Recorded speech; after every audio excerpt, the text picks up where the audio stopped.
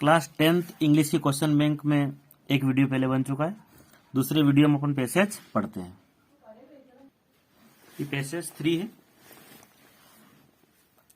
Long ago in Mongolia there lived an emperor who feared growing old.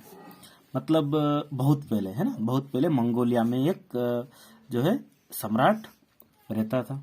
ठीक है, who feared, जिसे डर था, काय का, बूढ़ा होने का डर था, जिससे बूढ़ा होने का डर था। मतलब ये यहाँ पर निकला है मीनिंग कि पहले, बहुत पहले मंगोलिया में एक सम्राट था जिससे बूढ़ा होने का डर था। वन डे माने एक दिन, he saw an old man in the street. एक दिन उसने एक बूढ़े आदमी को गली में देखा। सम्राट ने एक बूढ़े आदमी को गली में देखा। अपसेट एट बीइंग, है ना, रिमाइंडेड दैट समहाउ, मतलब वो अपसेट हो गया, उसे देख कर क्या हो गया, वो मतलब बूढ़ा हो गया, उसको उसने याद दिला दिया, है ना। ठीक है, क्योंकि एक दिन वह भी क्या हो जाएगा, ही टू वुड एज, एक दिन वह भी बूढ़ा हो जाएगा, ऐसा याद दिला दिया उस बूढ़े आदमी ने उसको। तो राजा अपसेट हो गया। He ordered all the old people to leave his land, उसने आदेश दिया कि सारे बूढ़े लोग इस जमीन को छोड़कर चले जाए। ठीक है, भूमि छोड़ने का उसने एक आदेश दे दिया। वन डे, एक दिन, अ violent storm swept the kingdom, एक जो है हिंसक तूफान, एक वायलेंट स्टॉर्म था, एक हिंसक तूफान आया जिसने क्या कर दिया, राज्य को, स्वेप्ट माने पूरे राज्य को साफ कर दिया, या है ना। ठीक है, तूफान की चपेट में पूरा राज्य आ गया। Nothing was safe from its फरी, मतलब इस प्रकोप से कोई भी सुरक्षित नहीं था, इस प्रकोप से कोई भी सेफ नहीं था। It roared into the palace and blew away the emperor's belongs including his priceless golden picture. मतलब ये हुआ कि जो पैलेस था उसमें जो गर्जना थी तूफान की, ठीक है, उससे क्या हो गया, सब कुछ, और सम्राट का जो सामान था उससे संबंधित वो सब क्या हो गया, उससे वो उड़ा ले गया। उसके अंदर क्या था, इनमें क्या शामिल था, उसका एक कीमती गोल्डन पिक्चर, मतलब एक सुनहरा जो घड़ा जो था वो भी उसमें शामिल था। सारा सामान जो है वो तूफान की चपेट में आ गया। व्हेन द स्टॉर्म एंडेड, जब तूफान समाप्त हो गया, the emperor ordered that the picture be found and brought back to him. तो जब तूफान खत्म हो गया तो राजा ने आदेश दिया, सम्राट ने आदेश दिया कि जो भी घड़े को ढूंढो और उसको वापस लाया जाए। People went in search of the feature, लोग गए और घड़े की तलाश में निकल पड़े। दे सा it in a lake near by, उन्होंने उसे कहां देखा, एक लेक में, पास की एक झील में देखा, near by lake. But no matter who tired, लेकिन कितनी भी कोशिश कर ली, no one could get a grip on the feature, कोई भी घड़े को जो है पकड़ नहीं पा रहा था। ठीक है, all they got was a handful of water, उनके पास केवल एक मुट्ठी में पानी था, उनके पास क्या था, handful of water. Yet it could be plainly seen, इसको भी बिल्कुल स्पष्ट रूप से देखा जा सकता था, ऐसा पानी था। Glittering and just below the water surface, और चमकीला और पानी की सतह के ठीक नीचे, इस प्रकार का यहाँ पर ये पैराग्राफ जो है दिया। अब इसके क्वेश्चन आंसर देखते हैं किस टाइप के हैं। तो यहाँ पहला क्वेश्चन है, द एम्परर वाज अपसेट, जो सम्राट था वो उदास था, to see the old man because, बूढ़े आदमी को देखकर बादशाह जो है वो परेशान हो गया था, क्योंकि it reminded him that he would grow old too, क्योंकि उसने उसे याद दिलाया कि वह भी बूढ़ा हो जाएगा। It reminded him that he had a colour is fair, मतलब उसे याद दिलाया कि उसे अपने बालों को रंगना ये भी नहीं होगा। It reminded him that he might fall, वो बीमार हो सकता है, नहीं। It reminded him to his grandfather, उसके दादा की याद, नहीं। तो इसके यहाँ ऑप्शन कौन सा सही होगा कि जो सम्राट था वो अपसेट हो गया था उस बूढ़े आदमी को, क्योंकि उसने उसे याद दिलाया कि वह भी एक दिन क्या होगा, बूढ़ा होगा। तो यहाँ पर ऑप्शन ए यहाँ पर बिल्कुल इसका करेक्ट होगा। ठीक है, सेकेंड क्वेश्चन क्या है, द पीपल सा द गोल्डन पिक्चर, लोगों ने जो है सुनहरे घड़े को देखा, इन अ पिट नियर बाय, पास के गड्ढे में। इनसाइड द पैलेस, महल के अंदर, इन अ लेक नियर बाय, पास की झील में, या इन अ रिवर नियर बाय। तो यहाँ ऑप्शन होगा पास की एक लेक में, झील में। ये आप तो पैराग्राफ को 2 से 3 बार पढ़ेंगे तो आपको बिल्कुल सभी चीजें क्लियर हो जाएगी। फिर थर्ड क्वेश्चन क्या है, the emperors orders were that all the, सम्राट का आदेश था कि सभी, the old man should live in his land, कि लोगों, जो बूढ़े लोग हैं वो इस जमीन में उनको रहना है, नहीं। Young man should stay in his land, नौजवानों को देश में रहना है। Old man should leave his land, बूढ़ों को अपनी जमीन छोड़ना है, ठीक है, बूढ़े व्यक्ति उस राज्य से निकलना, ऐसा था आदेश। Children should leave his land, बच्चों को जमीन छोड़ देनी चाहिए, नहीं। तो यहाँ ऑप्शन सी सही होगा कि राजा ने क्या ऑर्डर दिया, बूढ़े व्यक्तियों को राज्य छोड़ना, ये वाला सी, ठीक है। नेक्स्ट जो है, what did the people who went to bring the picture get, जो लोग थे घड़ा लाने वाले लोगों को क्या मिला, जो घड़ा लेने गए थे उनको क्या मिला, तो हैंडफुल ऑफ एयर, मुट्ठी भर हवा, या फिर द पिक्चर हैंडल, घड़े का हैंडल, या हैंडफुल ऑफ वाटर, मुट्ठी भर पानी, या नथिंग, कुछ भी नहीं। तो यहाँ हैंडफुल ऑफ वाटर, ये ऐसा, ठीक है, सी ऑप्शन है आप सही। द एम्परर फियर्ड, सम्राट को डर था, काय का डर था, गेटिंग वीक, कमजोर हो रहा था, गेटिंग इल, बीमार होना, गेटिंग युवा होना, या गेटिंग ओल्ड, बूढ़ा होना, बूढ़ा हो रहा, ये डर था, ठीक है। तो यहाँ पर ये पैसेज आपको समझ में आया होगा। देखिए passage 4, a flock of birds flew into an IndiGo Airbus about to take off at Patna this morning and damaged the plane's engine before the captain slammed the emergency brakes। मतलब पक्षियों के एक झुंड, ठीक है, पक्षियों का एक झुंड, इंडिगो एयरबस है और पटना की बात है, मॉर्निंग है ना, सुबह, डैमेज है ना, मतलब डैमेज का मतलब उसको जो है क्षतिग्रस्त करना, नुकसान पहुंचाना, प्लेन्स इंजन, प्लेन के इंजन को कैप्टन के द्वारा क्या गया, इमरजेंसी ब्रेक लगाया गया। मतलब ये है कि पक्षियों के एक झुंड के द्वारा पटना में सुबह में एक इंडिगो एयरबस के द्वारा उड़ान भरी और पक्षियों ने क्या कर दिया, उसके इंजन को क्षतिग्रस्त कर दिया उड़ान भरने से पहले। तो कैप्टन ने क्या करा, इमरजेंसी यानी आपातकालीन वहां पर ब्रेक लगाया। The close shave has again forced the glare on the airport already under the scanner for obstacles in its landing approach path. मतलब ये है कि हवाई अड्डे पर जो अपना लैंडिंग करने का जो है, उस रास्ते में जो बाधा थी उसको पहले से ही स्कैनर के तहत उसको देख लिया गया अप्रोच पथ पर। द एयरबस A320 जो है carrying 89 passengers and 6 crew members had started taxiing when the birds. मतलब ये क्या किया गया यहाँ पर कि जो जितने भी वहां पर यात्री थे, यानी कि 89 जो यात्री थे, और एक क्रू मैन में 6 व्यक्ति थे, उसके सदस्य चालक दल में 6 व्यक्ति थे और 89 पैसेंजर थे वहां पर। उन सबको एयरबस A32 जो है इसके द्वारा had started taxiing when the birds possibly attracted by the waste pile up near the airport. मतलब यहां पर यह निकला इसका कि उन 90 यात्रियों और चालक दल के जो 6 सदस्य थे उन सबको लेकर एयरबस A320 टैक्सी ने चलना शुरू किया था। ठीक, crashed into the plane, sorry, taxiing when the birds, मतलब जब पक्षी जो है पॉसिबली संभवतया attracted by the waste pile up near the airport. मतलब जो पक्षी कहाँ थे, जैसे इस एयरबस ने चलना शुरू किया उन यात्रियों को लेकर और 6 व्यक्तियों को अपने साथ में लेकर, तो पक्षी शायद संभावना ये है कि किससे अट्रैक्ट हो गए, तो वहां पर जो वेस्ट पड़ा था, है ना, तो जो कचरे का ढेर था उससे आकर्षित होकर जो पक्षी वहां मंडरा रहे होंगे, है ना, नियर द एयरपोर्ट, एयरपोर्ट के पास में पक्षी उड़ रहे होंगे। Crashed into the plane on the left around 8, है ना, 8:05 AM, मतलब 8:05 सुबह जो है विमान ने वहां पर जो है क्या हो गया, वो क्रैश्ड, मतलब दुर्घटनाग्रस्त हो गया। The pilot hit the brakes, pilot ने क्या किया, ब्रेक मारा।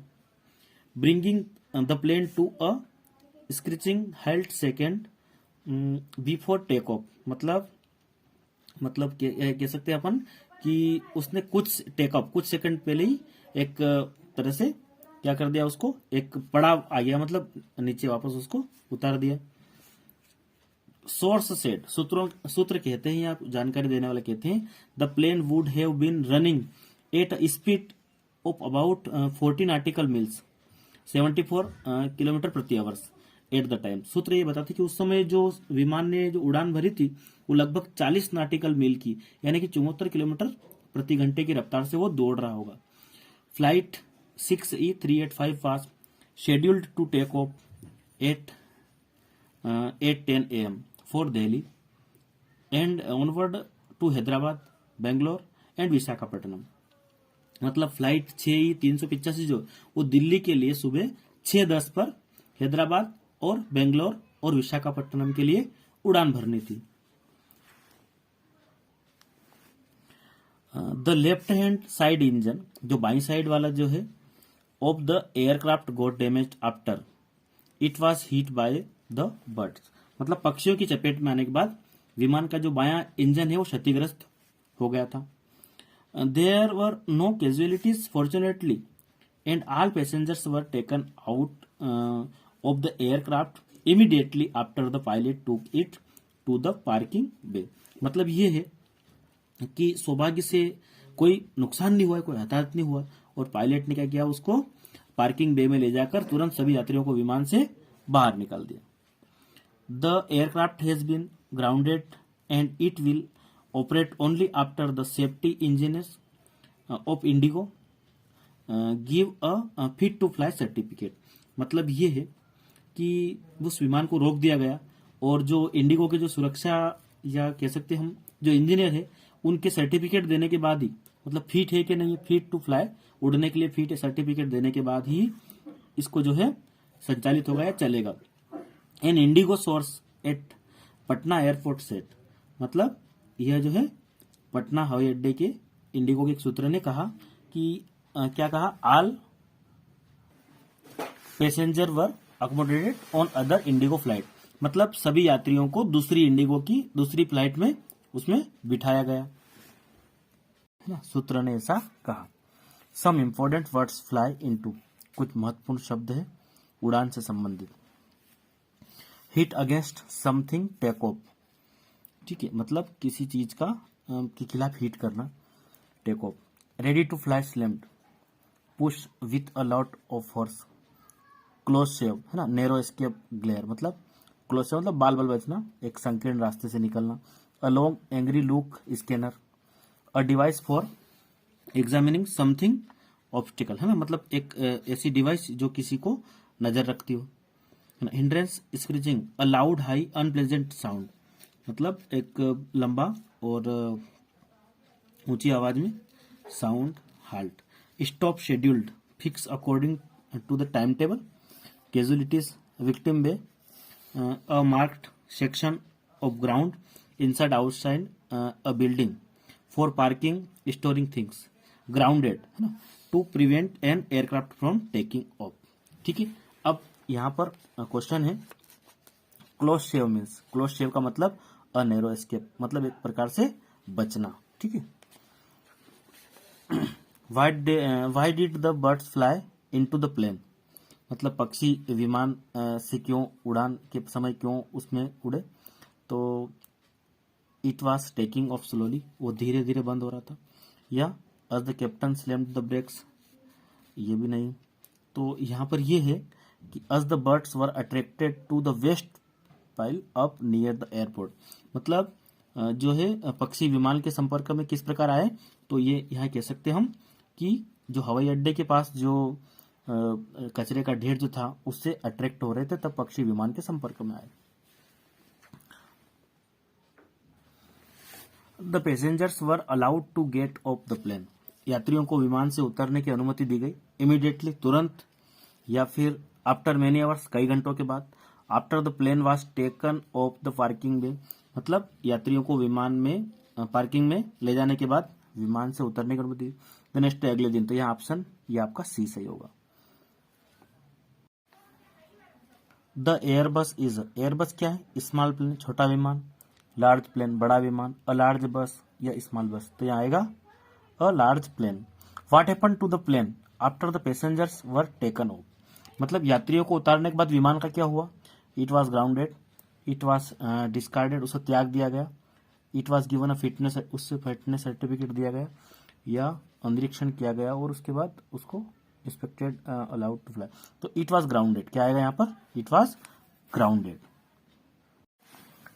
Passage 5, there are 3 main groups of oils, animal, vegetable and mineral. मतलब 3 मतलब 3। तो तेल के या तेलों के जो है 3 मुख्य समूह है। एक तो पशु से, वनस्पति से और खनिज से। मतलब तेल हमें एक तो जानवरों से, ठीक है, और वनस्पति से और खनिज से प्राप्त होता है। तो तेलों के मुख्य समूह कौन से हो गए? पशु, वनस्पति और खनिज। Great quantity of animals oil come from whales. मतलब बड़ी मात्रा में जो है पशु तेल आता है वो व्हेल से आता है, ठीक है। Those enormous creatures of the sea. समुद्र के वे विशाल जीव जो which are the largest of animals remaining in the world. मतलब दुनिया के जो बचे हुए जानवरों में से वे क्या है? बड़े हैं। बचे हुए जानवरों में से वो संसार के जानवरों में से बड़े जानवर है। To protect the whales from the cold of the Arctic seas. मतलब ये है कि व्हेल को आर्कटिक समुद्र में जो ठंड होती है उससे बचाने के लिए nature has provide them with a चिक कवरिंग ऑफ फेट। मतलब ठंड से बचाने के लिए एक मोटा आवरण दिया, वसा का, फेट का एक बड़ा उसको जो है खाल दिया, मोटा आवरण दिया, कॉल्ड बल्बर, ठीक है, उसको बल्बर कहा जाता है, ठीक है। समुद्र में विशाल जीव कौन है? व्हेल है, और उनसे तेल प्राप्त होता है, और उनको ठंडे समुद्र में बचाने के लिए उनके ऊपर एक मोटी चमड़ी दी है, कवरिंग ऑफ फेट, जो क्या कहलाता है? बल्बर कहलाता है। When the whale is killed, मतलब जब व्हेल को मार दिया जाता है, the blubber is stripped off and boiled down. तो बल्बर को उतार लेते हैं, उसकी खाल को उतार लेते हैं और उबाला जाता है, बॉइल्ड डाउन, उसको उबाला जाता है। It produce a great quantity of oil which can be made into food for human consummation. मतलब जब जो है इसकी खाल उसको उतार लेते हैं और उबालते हैं तो बड़ी मात्रा में, ग्रेट क्वांटिटी में तेल का उत्पादन होता है, जिसको हम मानव के उपभोग के लिए है या उसका भोजन हम जो है बना सकते हैं। A few other creatures yield oil. कुछ अन्य जीव तेल पैदा करते हैं, but none so much as the whale. लेकिन व्हेल जितना कोई नहीं। The liver of the cod and halibut. मतलब कोड और हलीबुट है, 2 काइंड्स ऑफ फिश। ये क्या है? मछलियों के 2 प्रकार है लीवर के, है ना, जिगर, लीवर का मतलब था जिगर। यील्ड नोरिशिंग ऑयल्स, और ये पौष्टिक तेल देती है, ठीक है। Both cod liver oil and halibut oil are given to sick children and other invalids who need certain vitamin. मतलब जो कोड लिवर ऑयल होता है और हलीबुट तेल है ना, दोनों बीमार बच्चों को और अन्य जो अदर जो बच्चे होते हैं उनको जो है उनको विटामिन की आवश्यकता के लिए ये काम में आते हैं, है ना। Vegetables oil has been known from very old times. वनस्पति तेल जो है वो बहुत पुराने समय से हम जो है उपयोग में ले रहे हैं उसको। No household can get on without it. कोई भी घर इसके बिना नहीं चलता। कौन सा? जो वेजिटेबल और वनस्पति से निकलने वाला तेल है ना, वो बहुत पुराने समय से जाना जाता है और इसमें इसके बिना कोई भी घर नहीं चलता। तो यहाँ पर लिखा है कि जो पौष्टिकता के लिए जो तेल होता है वो 2 प्रकार की मछलियां हैं, ठीक है, कोड और हेलीबुट के जिगर जो है उनसे। तो इस प्रकार जो है इसमें for it is used in cooking, मतलब खाना पकाने में इसका उपयोग होता है। Perfumes may be made from the oils of certain flowers. मतलब कुछ फूलों के तेल से इत्र बनाया जा सकता है। Soaps are made from vegetable and animal product and the oil of certain flowers. और साबुन वनस्पति और पशु उत्पाद कुछ फूलों के तेल से बनाए जाते हैं, ठीक है। परफ्यूम से मैंने इत्र की बात हो रही। तो क्वेश्चन है the main source of animal oils. पशु तेल का मुख्य सोर्स क्या है, मुख्य स्रोत क्या है, तो आपका आएगा व्हेल। ठीक है। Vegetable oil is mainly used for, जो वनस्पति तेल होता है उसका उपयोग होता है तो कुकिंग में। ठीक है, वेजिटेबल ऑयल का कुकिंग में। ठीक, अब ये क्या लिखा है यहाँ पर, the of fish yield nursing oil, मतलब पौष्टिक तेल किससे निकलते हैं, मछली, तो हम कह सकते हैं यहाँ पर लिवर से। ठीक है। A thick protective covering of fat on whales is called, मतलब एक मोटा आवरण, जो सुरक्षात्मक आवरण होता है मछली के ऊपर, व्हेल के ऊपर, वो क्या कहलाता है, तो वो बल्बर कहलाता है। ठीक है। फिर उसके बाद यहाँ पर जो क्वेश्चन दिया है, right the noun from of the word protect, इसका आपको ये जो है कमेंट बॉक्स में इसका उत्तर आपको बताना है कि प्रोटेक्ट का नाउन क्या होगा।